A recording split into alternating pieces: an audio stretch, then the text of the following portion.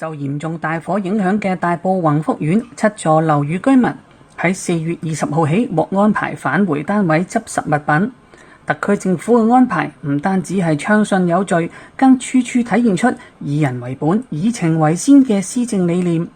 居民得以返屋企係每日過千人力跨部門精密協作嘅結果。事前對樓宇結構安全進行過嚴格把關，盡顯細心周全。喺是次火災善後工作中，特區政府先以專業角度評估樓宇結構，並且喺升降機無法使用、環境惡劣嘅情況下，先後完成外牆棚架處理、加固圍封、清理破磚爛瓦等工程，確保環境安全，先至開放俾居民分批有序咁樣上樓。另外，為免居民喺執拾期間受傷或者係出意外，特區政府特地向返回單位嘅居民分派頭盔、口罩、防刮手套等嘅裝備，並且由民安隊或者係警員全程陪同進出，守護居民安全。更難得嘅係，特區政府嘅安排處處體現同理心。除咗早已公佈，根據個別單位情況，每戶最多可以4人同進同出，並且逗留3個鐘頭之外，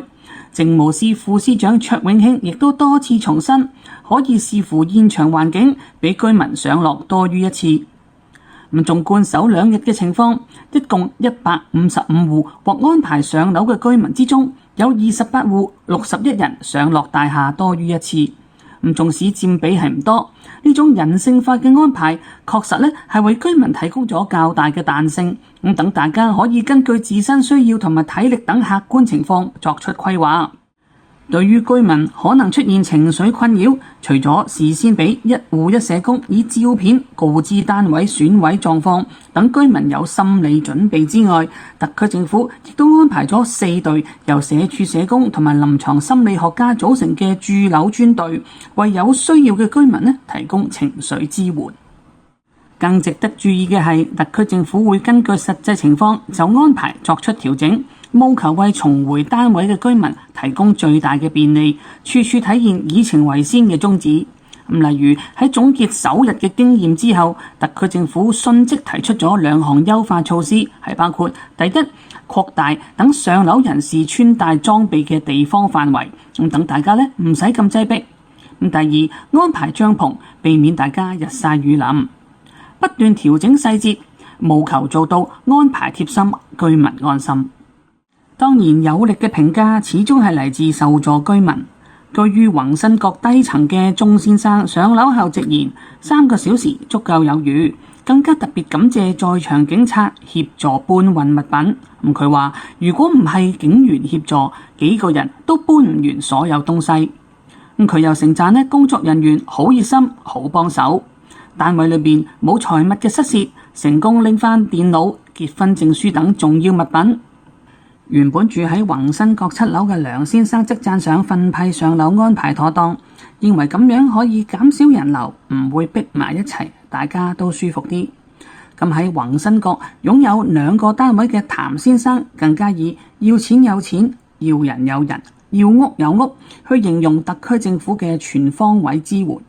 即使單位裏邊95%嘅物品都已經被燒毀啦，佢仍然感激社工同埋政府嘅人員全程陪同，更加協助將2個沉重嘅保險櫃由10幾樓搬落嚟。